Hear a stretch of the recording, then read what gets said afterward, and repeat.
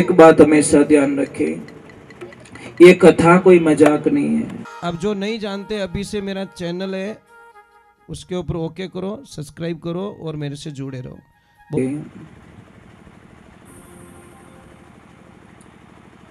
श्री अखंड नायक ब्रह्मांड नायक भगवान श्री कृष्ण के चरणों में दंडवत प्रणाम। व्यास जी महाराज के द्वारा रचित, सुखदेव जी महाराज के द्वारा कथित भागवत महापुराण को दंडवत प्रणाम। सभी देवी देवता, इष्ट देवता, ग्राम देवता, सर्वे संत, सर्वे भक्तगण, सभी कार्यकर्ता, सभी के श्री चरणों में हमारा दंडवत प्रणाम। हम चल रहे हैं भगवान के चरणों में, श्री के चरणों में, भागवत जी के चरणों में। कल हमने कथा सुनी थी भागवत जी की। भक्ति मैया को तकलीफ में देखकर नारद जी ने भागवत जी का पाठ कराया और उनके पुत्रों का कष्ट निवारण किया। नारद जी बहुत चिंतित है, बहुत चिंतित। एक बात का ध्यान रखना महापुरुषों, चिंता नहीं, चिंतन कीजिए। हम हमारे जीवन को चिंता के अंदर निकालते हैं और आप सारे लोग जानते हो चिंता और चिता थोड़ा अक्षर में फर्क है, पर अर्थ में बहुत अंतर है। उसका भावार्थ, उसका रिजल्ट बहुत अंतर है।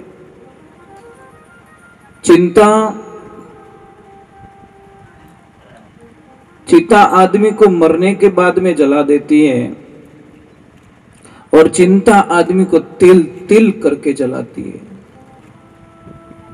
हर क्षण चिंता उसको मारती रहती, जलाती रहती है। चिंता मत कीजिए। एक तरफ हम भगवान की भक्ति करते हैं, भगवान को बोलते हैं। जब जब आपको चिंता सताने लगे, गीता के 3 श्लोक को याद कर लेना। भगवान श्री कृष्ण ने कहा है कि जो हुआ अच्छा हुआ, जो हो रहा है अच्छा हो रहा है, और जो होगा भविष्य में वो भी अच्छा होगा। परंतु क्या करें, हमको चिंताएं, एक एक पल की चिंता। चिंता का दृश्य देखना है कभी? आप जाइए जिस तालाब में पानी नहीं आया, तालाब सूख गया है, वहां थोड़ा घूम के आइए। आपको अंदाज लग जाएगा कि चिंता क्या होती है। जब तालाब में जाओगे तो मिट्टी वहां सूखी और दरारें पड़ गई, सब फट गई है मिट्टी, क्योंकि वहां पानी नहीं है। वो बिखर जाता है महाराज। हमारी जिंदगी में भी अगर हरि नाम की भक्ति रूपी अगर जल हमारे जीवन में नहीं है तो हम बिखर जाएंगे। उस मिट्टी के जैसी हालत हमारी हो जाएगी, जो मिट्टी बिना पानी तड़प तड़प के फट गई है। उसी प्रकार हरि नाम की भक्ति अगर हमारे जीवन में नहीं है तो हमारी हालत वही हो जाएगी। कितनी चिंताएं करते हैं हम लोग। एक मैं प्रमाण बताता हूं, आप कहीं पे भी देखना, एक बहुत बड़ा पौधा है, विशाल पौधा, जिसकी जड़ें कहां कहां पहुंची हुई है। बहुत बड़ा पौधा है, बहुत बड़ा पौधा। परंतु देखिए कुछ टाइम बाद में वो सूख जाता है, बाहर से कुछ नहीं हुआ उसको, एकदम रड़ी है, कहीं से किसी ने काटा नहीं, कुछ भी नहीं किया, पर उसकी जड़ों में दीमक लग गया। महाराज एक छोटा सा दीमक जो इतने विशाल वृक्ष को खत्म कर देता है। जने कई बार आप कहो कि आदमी तो घणो ही हेटो है, शरीर घणो ही मजबूत है, परंतु इन्हें रियो कहीं है, आ चिंता रूपी दिमक लाग गो महाराज, इन्हें वास्ते उन आदमी रू पतन हो गयो। कई बार कहते फलान जी तो बहुत एकदम रड़ी था, बारू रड़ी था भाई, अंदर से खोखले हो गए, दिमक लग गया उनको। इसलिए चिंताओं का त्याग करके हरि नाम भक्ति का आनंद लीजिए। आनंद ऐसे ही नहीं लिया जाता है, बाहर बाहर का दिखावा मत कीजिए। दिखावा हमको सत्य में होना चाहिए। कबीर साहब जी महाराज कहते हैं कि बाहर भीतर एक है, घर खोजो मेरे भाई, कहवे कबीर सा धर्मी दास ने जोगी तारा गटरे माई। अरे कोई बताओ जोगी आवता जने लाख बधाई, मुझे कुछ नहीं चाहिए। कोई एक बहुत बड़े सेठ थे, सेठ की एक ही लड़की महाराज, पर सेठ की प्रॉपर्टी देखो अरबों की, कोई लड़का नहीं है, कोई लड़की नहीं है, एक ही लड़की। बेटा गिनो तो वही, बेटी गिनो तो ही वही। महाराज अब लड़की जवान हुई, सगाई की तैयारी चल रही है, उसको एक से एक लड़का बता दिया गया, परंतु सबको वो रिजेक्ट कर रही है। अच्छे पढ़े लिखे हुए सब कुछ दिखा दिया, पर सारे कैंसिल कर रही है, मुझे ये पसंद नहीं है, मुझे ये पसंद नहीं है, मुझे ये पसंद नहीं है। एक दिन 2-3 फाइलें और आ जाती हैं, बहुत सारी फाइलें आती हैं, उसमें से 3 लड़कों को वो सिलेक्ट करती है कि पिताजी ये कुछ मुझे थोड़े ढंग के लग रहे हैं। दूसरे को सब फाइलें वापस भेज दो और इन तीनों को रोक लो, मैं कुछ टाइम आने के बाद में मैं आपको हाँ या ना का जवाब दे दूंगी। अब तीनों लड़कों ने वेट किया और तीनों लड़कों के दिमाग में वो लड़की बैठ गई। तीनों कह रहे कि मैं शादी करूंगा तो इसी से करूंगा, नहीं तो मैं मर जाऊंगा, मुझे यही लड़की चाहिए। वो दूसरा भी बोल रहा है मुझे भी ये चाहिए, तीसरा बोल रहा है मुझे भी ये चाहिए। महाराज समय बीत गया, थोड़ा टाइम निकल गया, लड़की की कुछ तबीयत खराब हो जाती है और लड़की का देहांत हो जाता है, लड़की मर जाती है।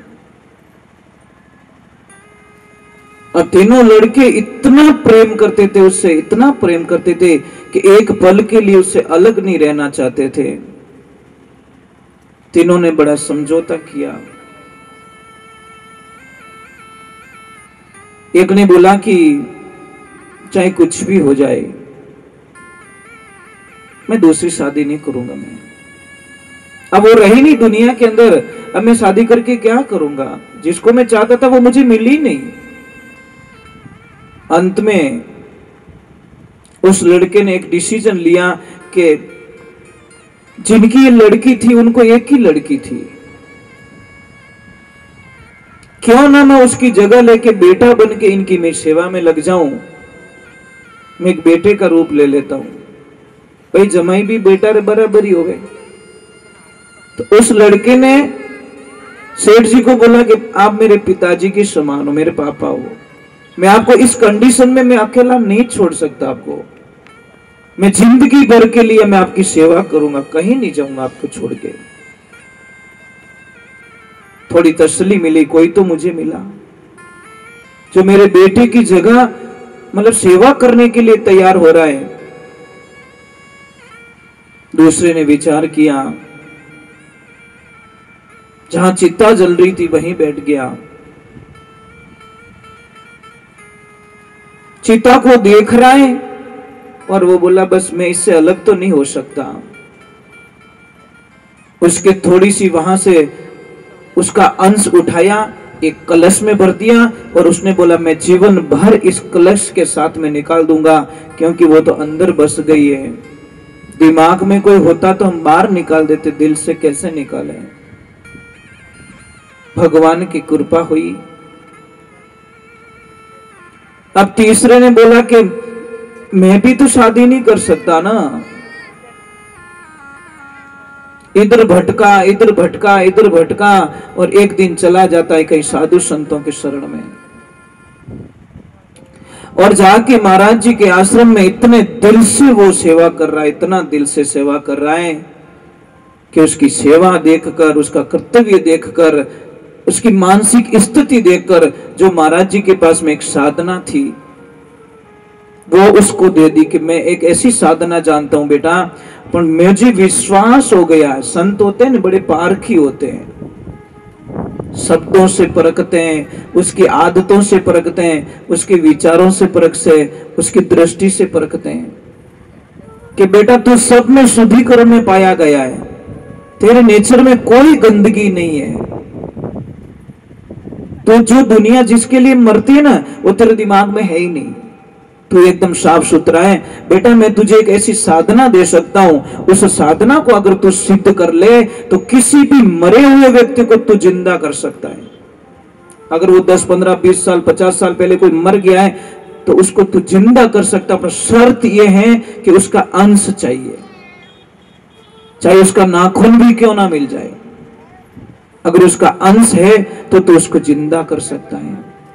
अब महाराज वो तो दिल से साधना की और पारंगत हो गया, साधना सफल हो गई। गुरुदेव की दी हुई साधना कहां सफल नहीं होगी। अब उसने विचार किया कि मैं किसको जिंदा करूं। उसको ध्यान आया कि क्यों न मैं उसी को जिंदा करूं जिसको मैं खो के इस रास्ते चल पड़ा था। वहां से वो वापस निकलता है और ढूंढता है, उसको पता था कि वो कलश वाला कहीं न कहीं तो मिलेगा मुझे। कलश वाला मिल गया, दोनों में वार्तालाप हुई और उसने बोला अगर तू जिंदा कर रहा है तो मैं तो धन्य हो जाऊंगा। उसने साधना की और लड़की को वापस प्रकट कर दिया, जिंदा कर दी। महाराज सेम कोई फर्क नहीं, सेम वही।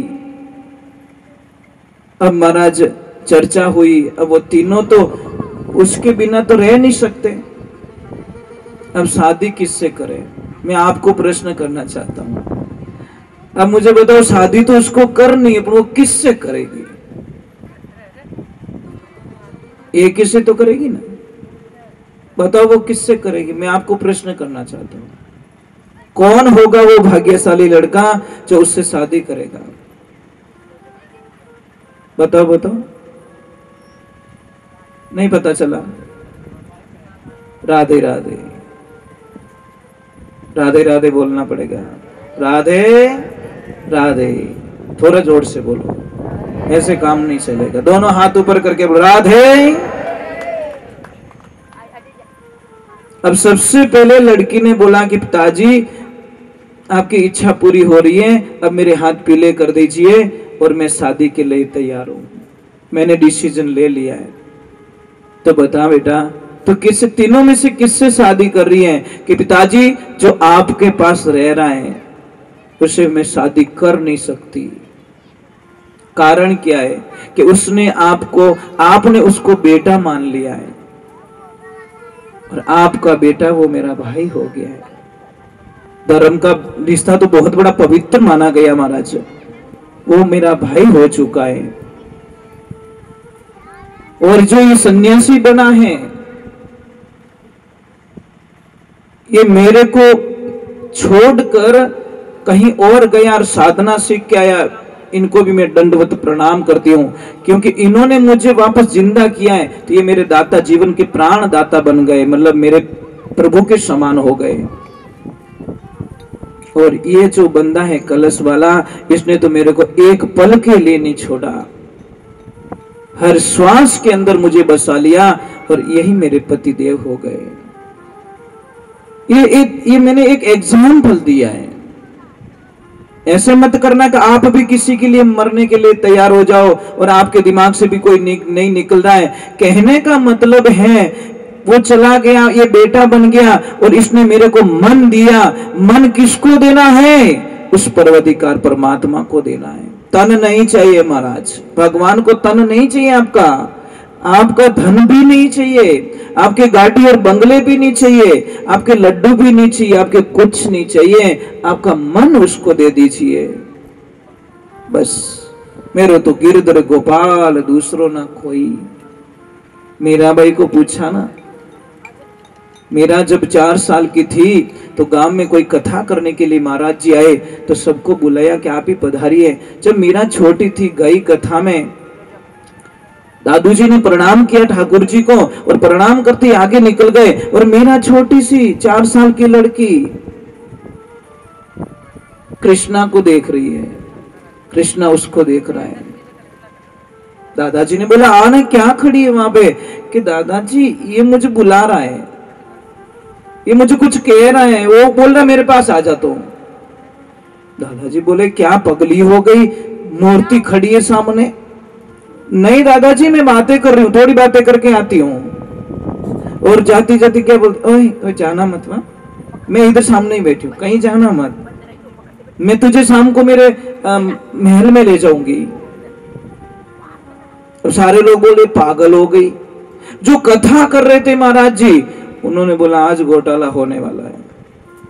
मेरे वर्षों की तपस्या किए हुए ठाकुर मुझे लग रहा अब मुझे धोखा देने वाले हैं। महाराज जी ने तो टाइम पे कथा की, अपना बोरिया बिस्तर समेटा और दादू जी को बोला कि मैं कल आपके महल में जरूर आऊंगा। और महाराज जी तो रात को ही वहां से चल पड़े कि नहीं मैं ठाकुर बिना नहीं रह सकता, मैं भगवान के बिना नहीं रह सकता। अब शाम को विश्राम करते हैं, रात को सपने में आते ठाकुर जी और बोले महाराज जी मुझे बाहर छोड़ दो, वो मुझे बुला रही है, वो रो रही है मेरे लिए। जब आंखें खोलते तो कुछ भी नहीं है, आंखें बंद कर रहे हैं तो ठाकुर दिखाई दे रहे हैं। ठाकुर ने बोला कि ये जगह शायद भूतों की है। वो पुजारी जी ने बोला ये जगह सही नहीं है, सपने गलत आते हैं, चलो यहाँ से रवाना हो जाओ। जैसे ही रवाना होने लगे तो आगे की तरफ ले जा रहे तो मूर्ति हट भी नहीं रही है, मूर्ति इधर ताकत लगा रही जिधर से आई थी। आखिर में पुजारी जी हार गए, आंखों में आंसू आ गए। ठाकुर क्या चाहते हो? बस मुझे वहां छोड़ दे, वो मर जाएगी मेरे लिए और मैं उसके बिना नहीं रह सकता। पुजारी जी जाके उसको बोला हमारी माँ तू जीत गई, मैं हार गया, मैं बूढ़ा हो गया ठाकुर की पूजा करते करते और मुझे छोड़ने के लिए तैयार है, छोड़े तुझे नहीं छोड़ रहे हैं। अब जब मीरा को ठाकुर जी को दिया, मीरा बड़े लाड लड़ा रही है, प्रसाद जी मारी है, बातें कर रही है, आनंद ले रही है। एक दिन वो छत पे खड़ी है,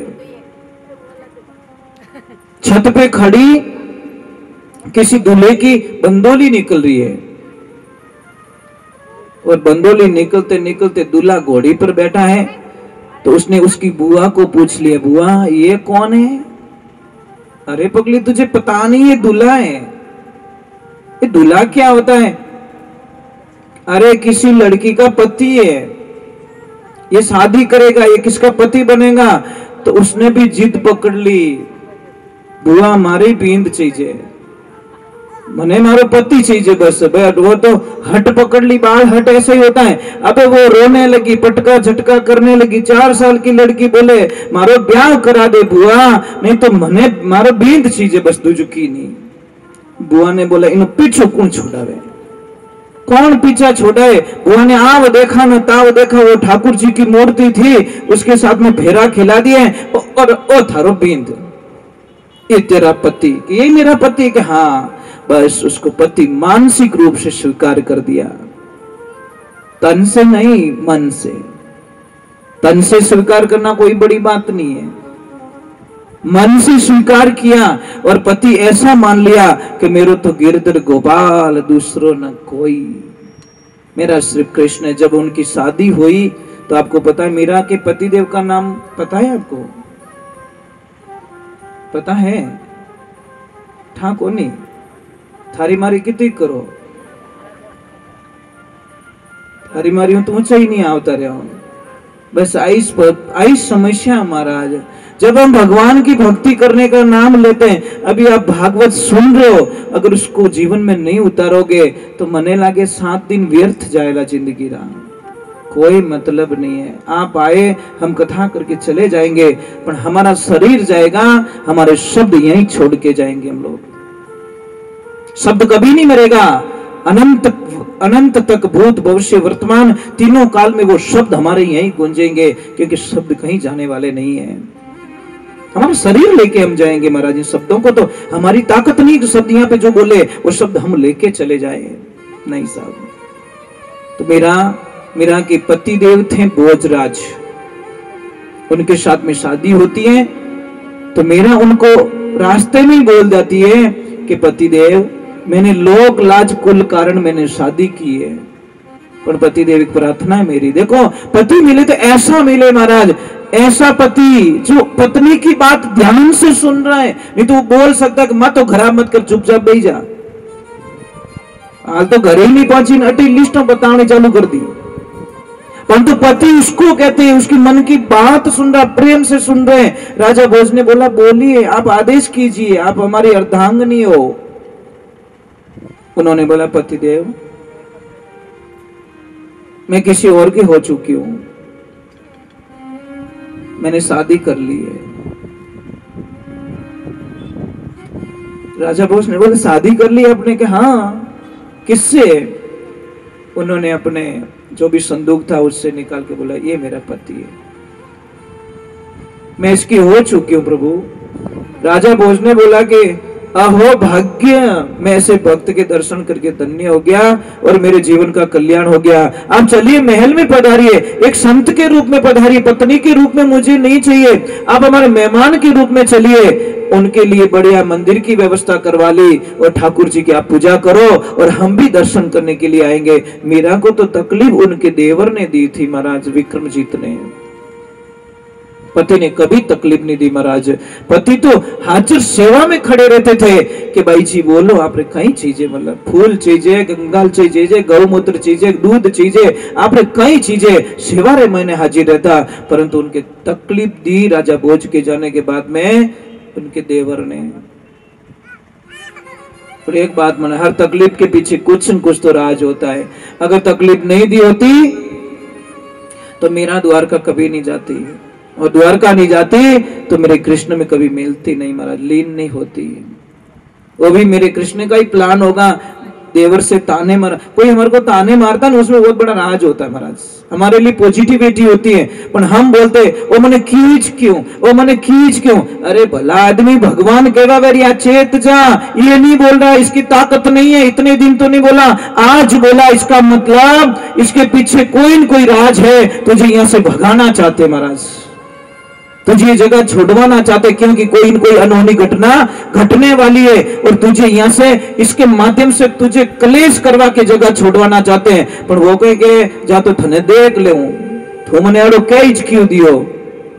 ये नहीं माना कि हरी इच्छा, प्रभु ने जो बोल दिया वही प्रसाद है, स्वीकार करो। कभी न कभी बहुत ऐसी घटनाएं हो जाती है महाराज, जिसमें बाद में याद आते कि हाँ यार, काले में बट रुक गए तो मैं ही भेड़ो पछतो, पर मैं तो ठीक है, हाका में बाहर निकल गो। तो जिंदगी की बहुत बड़ी सच्चाई है। तो हम आपसे वंदना करते हैं कि जो भगवान के ऊपर विश्वास करो तो प्रभु पूरा करना। किस्ता में प्रेम मत करो महाराज, किस्ता वालों प्रेम खराब गणो, वो किस ताड़ो कहीं मिन हो रहे, किस ताड़ो रंधे महाराज। अरे भाई, आनंद लेना तो जीवन सौंप दो ना। अब वो नारद जी सूत जी महाराज से कह रहे हैं, भागवत जी का प्रसंग आता है कि भागवत जी हमें क्या देते हैं। क्या भागवत जी में पापियों का भी कल्याण होता है, दुष्टों का भी कल्याण होता है? जो अति पाप कर चुके, दुष्कर्म कर चुके हैं, खराब रास्ते जा चुके, उन्होंने जीवन में उल्टा ही उल्टा काम किया, क्या उनको भी मोक्ष मिलता है? तो महाराज वापस सुत जी महाराज कहते हैं कि हाँ, उनको भी मोक्ष मिलता है। तो वापस प्रमाण बताया जाता है। यहाँ पे भगवान ने बोला कि एक बात का ध्यान रखिए, कहीं भी आश्रम में जाओ, कहीं भी मंदिर में जाओ, आश्रम में जाओ, तो वहां पे ध्यान मत रखो, वहां ध्यान करो। ध्यान घणो राखे लोग, ध्यान करे नहीं।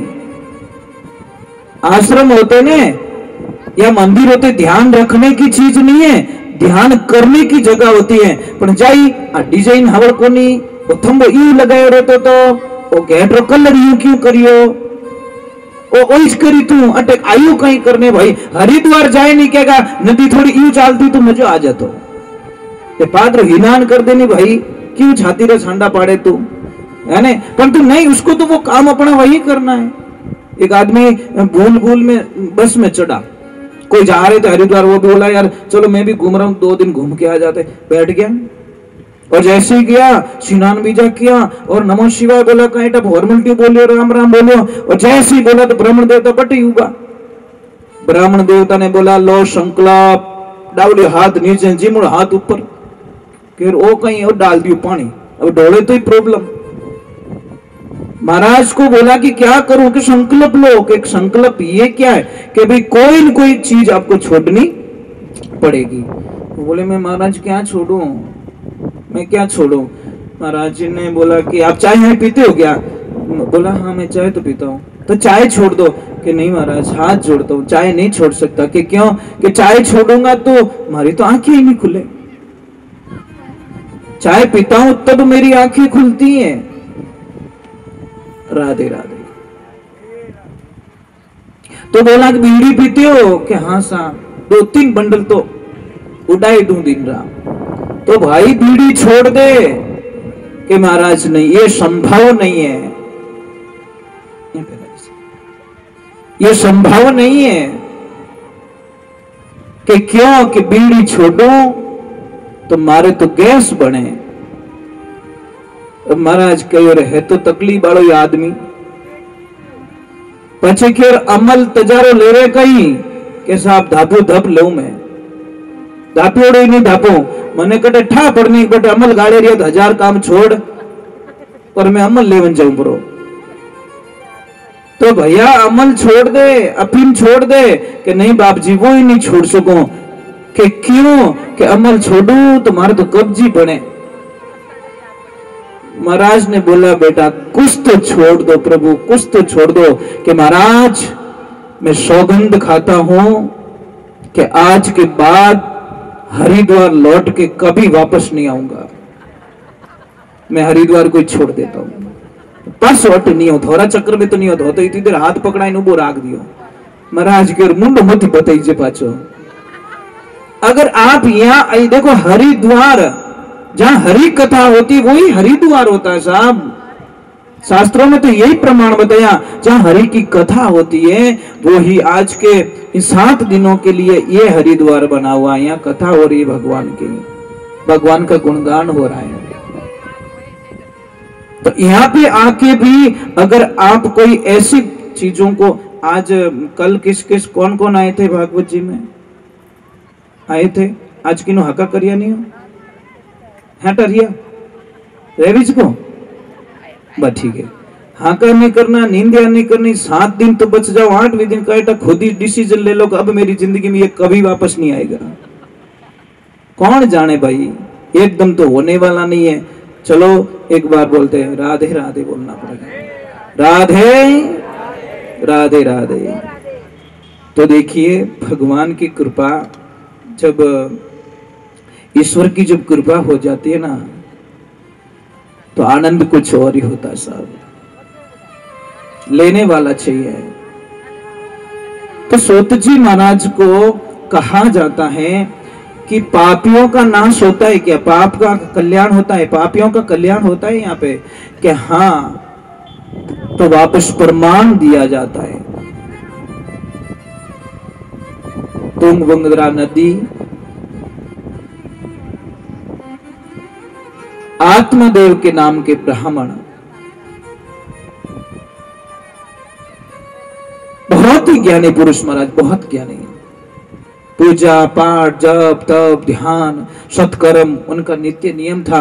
पर उन्होंने घर में एक प्रॉब्लम साहब, उन्होंने जो लक्ष्मी जी था ना वे इतना खतरनाक जिनी कल्पना नहीं कर सको। हमेशा झगड़ा क्लेश उठता ही क्लेश स्टार्ट हो तो वे सोता सोता जीती क्लेश में निकलती जिंदगी।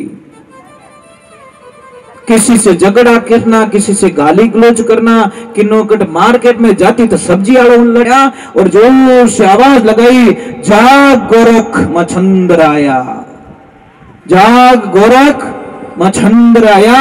और अब अंदर से एक आवाज आती है सुकड़ी से, आदेश आदेश आदेश। आज भी देखना नाथ संप्रदाय में कहीं पे भी जाओगे आदेश शब्द का प्रयोग किया जाता है, क्योंकि गोरखनाथ जी का पहला शब्द निकला, नाथ संप्रदाय वहां से शुरू हुई और मेन पीठाधीश्वर गोरखनाथ गोरखपुर में, वहां दूना मेन। तो आदेश शब्द पहला निकला और आज भी कहीं पे भी नाथ संप्रदाय में इस शब्द का प्रयोग पहला होता है। गुरुजनों के साथ में चाहे समाज के साथ में आदेश शब्द का प्रयोग ये पहला होता है, क्योंकि गोरखनाथ जी का पहला शब्द आदेश निकला था। फिर गुरु जी को लेके निकले, चेले को लेके बाई घनी रोई कि बाप जी दे दो, कि नहीं वे दीनड़ा गया थाने 12 वर्ष से वासे मारो टाबर दियो और तू अटे इन गोबर रे माने रखियो। गोबर में रहने के कारण उनका नाम पड़ा गोरखनाथ। तुम्हारा संत वचन कभी खाली नहीं जाता। अभी वो फल ले जाके धुंधली को देते हैं, और धुंधली तो नुगरी थी महाराज। संत की परिभाषा क्या होती है, समाज की परिभाषा क्या होती है, उसको तो कोई लेन देना बिल्कुल नहीं था। जब आत्मदेव ने बोला कि ये फल ले लीजिए और आपको 12 महीने बाद में 9 महीने बाद में बच्चा हो जाएगा, मैंने अटी देखो बड़े काम बगाड़ियो कौन लुगई छे। देवियों नाराज मत होना, पर कथा में ऐसा ही मैं क्या करूं, कथा में है तो मैं क्या करूं, जो है ओरिजिनलिटी बतानी पड़ेगी मुझे। वहां पे भी चर्चा कर दी उसने अपनी बहन को कि देख थारा बहन ऐसा एक फल लाया है और इनो टाबर हो जाई, बाकी गैली होगी, यहाँ फल खाऊं तो टाबर हो तो मैं मन बढ़िया खा जाऊं। ऐसा बच्चा होने वाला नहीं है कि तू कुछ मत कर, जीजाजी तो गए हैं तपस्या करने के लिए, कम से कम महीना 2 महीना या 10 महीना 12 महीने में आएंगे। तू एक काम कर, मैं गर्भवती हूं ना, कि हाँ, तो बच्चे इतना क्यों दुख देके, मैं गर्भवती हूं, तू झूठ बोल जाना, जैसे मेरे को बच्चा होगा मैं वो बच्चा तुझे दे दूंगी। थारे देख माई नहीं बनना पड़े, थने उन्हें जन्म भी नहीं देना पड़े, तने दूध ही नहीं पाना पड़े, मैं सेवा के चक्कर में तेरे पास में रहूंगी। कि मेरे बहन को डिलीवरी हुई है, ए बेटा थोड़ी देर पानी मत पिलाओ प्लीज, थोड़ी देर रुक जाओ बेटा, थोड़ी देर रुक जाओ, मैं बोल दूंगा आपको। तो जैसी डिलीवरी तो मेरे को होगी, पर मैं सेवा के बहाने तेरे पास में रहूंगी, दूध में पिलाती रहूंगी, बच्चे को बड़ा मैं कर दूंगी, कोई दिक्कत नहीं। जीजा जी इतना थोड़ी ध्यान रखें दूध कौन पिला रहा है। जो 9 महीने हुए वो फल लेके किसको, अपनी जो गाय थी गाय माता को खिला दिया। और मैंने बोला संत वचन झूठ कभी नहीं जाता, विश्वास होना चाहिए महाराज। और जैसे ही भगवान की कृपा हुई, 9 महीने हुए उसको बच्चा हुआ, और आत्मदेव जी को पता चला कि आपके घर में खुशियां आई है। आत्मदेव जी वापस आए, पूरे गांव में न्योता दिया और सबको बोला कि मेरे पुत्र रत्न प्राप्त हुआ है, इसलिए इनका नामकरण करना है और थोड़ा खर्चा भी करेंगे। महाराज भगवान की लीला देखो, ईश्वर की लीला देखो। वहां पे भी धुंधली ने टांग फंसा दी, बोली नहीं नाम कोई राखने की जरूरत नहीं है, नाम अपोज राखो। मैं धुंधली और धुंधली का बेटा धुंध, धुंधल क्या नाम, बस धुंधलो नाम रख दियो, धुंधकरण नाम रख दिया। अब देख धुंधकारी ऐसा खतरनाक महाराज बच्चा, पुत्र पग पालना में दिखे। जैसे वो बड़ा हुआ, इधर गाय ने भी एक बच्चे को जन्म दिया, सेम इंसान का बच्चा था, परंतु उसके गाय के जैसे कान थे, इसके उसका नाम रखा गौकरण। अब दोनों भाई, वो बड़ा ये छोटा, दोनों बड़े हुए। अब धुंधकारी अपना काम तो बताएगा महाराज, ओरिजिनल ओरिजिनल होता है, डुप्लीकेट डुप्लीकेट होता है। अब धुंधकरण ने अपना काम स्टार्ट कर दिया, लड़ाइयां करना, झगड़ा करना, वो करना, परेशान करना, कहीं पे भी जाओ तो ये करना, कर्जा करना, पैसे खर्च करना, गलत रास्ते जाना। महाराज भगवान की कृपा हुई, ईश्वर की कृपा हुई। एक दिन ऐसा आता है तो पिताजी हम ही बोल गो, साहब एक बात का ध्यान रखना, एक पिता कभी मरता नहीं है, पिता उस दिन मर जाता है जिस दिन औलाद हम ही बोल जाए। पिता कभी मरता नहीं है महाराज, पिता में बड़ी ताकत बताइए, पर पिता उस दिन मरता है जिस दिन उन बेटो हम बोल जावे या बेटी हम ही बोल जावे, उन दिन वो मर जावे कि बस अब मेरा धरती पे कुछ बचा नहीं है। जिन औलाद रे वास्ते में तो कष्ट देखियो, इतनी तपस्या करी, इतनी मेहनत करी, में कटे कटे पैया कमाने वास्ते की मोटा करिया पढ़ाया, और आज अपन के धन ठानी पड़े चुपचाप बैठ जाओ, उन टाइम माने कितो दुख लगेला अपने। पिताजी को इतना आघात लग गया कि मेरे घर में ऐसी संतान, और धुंधली उसका ही पक्ष ले रही है कि नहीं मारो बेटो सही है। तो गौकर्ण उन्होंने सोचा कि मर जाना चाहिए, तो गौकर्ण जी महान विद्वान थे, संस्कारी बच्चे थे, उन्होंने समझाया कि पिताजी जैसा वो करेगा वो भरेगा, जैसा आप करोगे वैसा आप भरोगे, आप क्यों अपना समय व्यर्थित गमाते हो, जाओ और हरि की भक्ति करो। तो आत्मदेव अपनी भक्ति के लिए निकल जाते हैं महाराज, टाइम मत निकलेगा। इधर धुंधकरण बड़ा ही खतरनाक बच्चा। एक दिन वक्त ऐसा आता है कि खर्च करने के लिए पैसे नहीं, तो माँ को बोला माँ पैसे दे, तो माँ ने मना कर दिया, मेरे पास पैसे नहीं है बेटा। तो उसने अपनी माँ के साथ में मारपीट कर ली। माँ को इतनी सताई, माँ ने सोचा कि अब तो मरने के अलावा कुछ भी नहीं है। माँ ने आव देखा न ताव देखा, गई और कुएं में गिर के मर गई। महाराज इधर गौकर्ण जी ने बोला कि इन साथे मैं रहियो, तो अगर मारो भी विनाश कर दियो, तो वो भी तपस्या के लिए चले गए। भगवान की लीला देखना,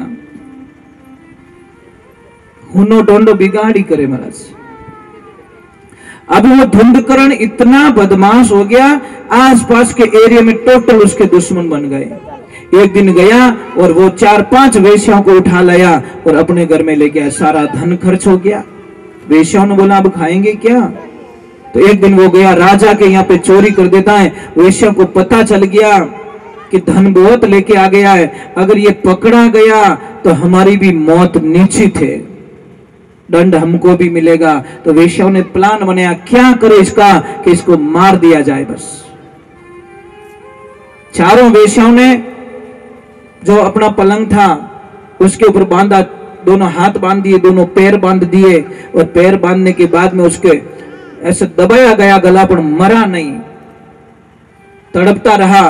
तो गरम गरम अंगारे लेके आई वेश्या, चूल्हे में से लकड़ी जल रही थी, गरम गरम अंगारे लाके उसके मुंह में उड़ेले गए, तब जाके वो अग्नि से मरा। पर अधोगति होने के कारण उसका मोक्ष नहीं हुआ।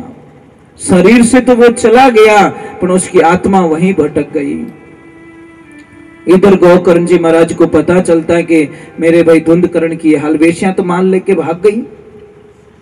अब गौकर्ण जी आते हैं, घर में रहते हैं, साधना कर रहे, तो घड़ी किधर से आवाज आ रही है, घड़ी की वहां से आवाज आ रही है, घड़ी कहां से आवाज आ रही है। तो गौकर्ण जी तो भगवान के भगत से डरने वाले तो थे नहीं, तो उन्होंने बोल दिया भाई जो भी है सामने आके बात कर, ऐसे कुछ होने वाला नहीं है। तो आवाज आती है कि भाई मैं तुम्हारा भाई धुंधकरण, मुझे वेश्याओं ने ऐसे मार डाला, मेरा मोक्ष नहीं हुआ है, इसलिए मेरा मोक्ष करने का कोई विधान कीजिए। फिर धुंधकरण जी ने भगवान सूर्य नारायण से पूछा कि मेरे भक्ष का मोक्ष करने के लिए मुझे क्या करना चाहिए। तो उन्होंने भागवत महापुराण का आसरा बताया कि ये पाठ करो, इससे आपके भाई का मोक्ष हो जाएगा। गौकर्ण जी ने घर में ही सत्संग रखी, घर में कथा रखी, और गौकर्ण जी कथा सुना रहे हैं, आनंद ले रहे हैं, और सामने बांस खड़ा कर दिया। भूत को देखो, बैठने के लिए जगह नहीं मिलती, वो पेड़ों पे, वो कहीं खा नहीं सकता, कहीं अच्छे आसन पे बैठ नहीं सकता, भक्तों के दिलों में वो बैठ नहीं सकता, क्योंकि भक्तों के मन में तो भक्ति होती है।